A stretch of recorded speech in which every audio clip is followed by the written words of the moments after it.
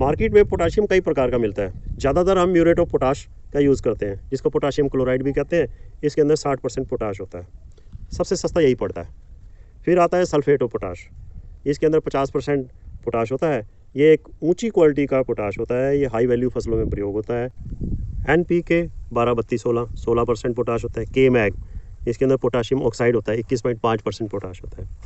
कुछ फोलियर स्प्रेज के लिए भी मार्केट में अवेलेबल है, जो ज़्यादातर जो है ना रिप्रोडक्टिव फेज़ पे ही यूज़ होते हैं, जैसे गाभे के बाद या बालियों की शुरुआत हो तो तब प्रयोग होते हैं। क्योंकि पोटाश जो है एक ट्रांसपोर्टर का काम भी करता है, पत्तों में जो हमारे कार्ब्स बने हुए हैं उनको ट्रांसपोर्ट करके दानों तक पहुँचाता है। अब जो फोलियर स्प्रेज में 13-0-45 है, 00-50 है, 0-52-34 है। अब तो लिक्विड पोटाशियम ऑक्साइड 39.5% भी अवेलेबल है। नैनो पोटाश भी मार्केट में अवेलेबल है।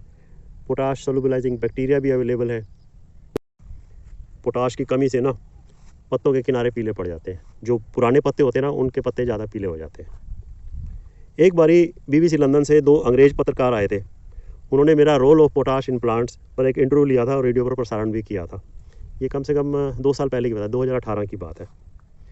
पोटाश जो है 80 प्रकार के ग्रोथ एंजाइम्स को एक्टिवेट करता है, जड़ों से लेके पत्तों तक नाइट्रोजन का अपटेक बढ़ाता है।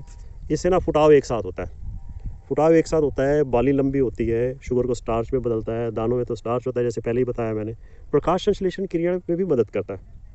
अच्छा, एक और बड़ी इंटरेस्टिंग बात है कि भाई जो चिकनी मिट्टी होती है, जो क्ले पार्टिकल्स होते हैं, वो पोटाश को बांध कर रखते हैं। वो उसको पानी के साथ घुल के ज़मीन के नीचे नहीं जाने देते, लीच डाउन नहीं होने देते। रेतली ज़मीन में इसका कुछ नुकसान ज़रूरी होता है। पौधा जो है वो शुरू में ही मैक्सिमम पोटाश ले लेता है। अच्छा, एक और बात, धान में तना गलन भी नहीं होता। जहाँ पर मान लो आपको तना गलन दिख रहा है, आप थोड़ी सी पोटाश डाल दें, वो ठीक हो जाता है। क्या हम अपनी पोटाश खुद बना सकते हैं? हाँ जी, जली हुई पक्की लकड़ी की राख पोटाश का एक बहुत अच्छा स्रोत है। हमारा तो एरिया जो है काफ़ी शैलर्स हैं, शैलर्स के पास आपने देखा होगा काली काली राख पड़ी होती है। अगर हम एक ट्राली भर के एक खेत में डाल दें, एक किले में डाल दें, तो समझे कि एक बैग हमने पोटाश डाल दिया। अब सवाल आता है कि भाई किस समय, टाइम ऑफ एप्लीकेशन क्या है? दोस्तों, पोटाश की ज़रूरत है ना, जो एक तो फुटाव के समय और गाभे से पहले बहुत ज़्यादा ज़रूरत पड़ती है, वह दाना बनने के समय। तो हमें जो है धान की रोपाई के बाद पहले हफ्ते में ही 25 किलो म्यूरेट ऑफ पोटाश पर एकड़ डाल देना चाहिए। और फिर गाभे के समय अगर हम कोई स्प्रे कर रहे हैं, मान लो शीत ब्लाइट का कर रहे हैं या कोई और कर रहे हैं, तो उसके अंदर 0-52-34। और अगर सिट्टे निकल आए हैं, बालियाँ निकल आई हैं, तो फिर 0-0-50 1 से 1.5 किलो प्रति एकड़ हमें यूज़ कर लेना चाहिए।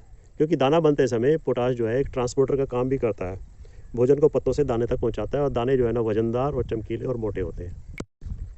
एक और बात मैं ज़रूर आपके साथ शेयर करना चाहता हूँ। 10 क्विंटल धान पैदा करने के लिए 16 किलो पोटाश की ज़रूरत पड़ती है, जिसमें से 85% पौधे के तने व पत्तों में रह जाता है, वह अगली फसल में काम आता है। 15% ही दाने में जाता है। तो 10 क्विंटल धान के पुआल में 14 किलो पोटाश होता है, मतलब कि लगभग 25 किलो म्यूरेट ऑफ पोटाश होता है। जो किसान अपनी धान के पुआल में आग लगाते हैं या खेत से बाहर निकालते हैं, तो उनको अपनी अगली फसल में 25 किलो म्यूरेट ऑफ पोटाश ज़्यादा डाल देना चाहिए।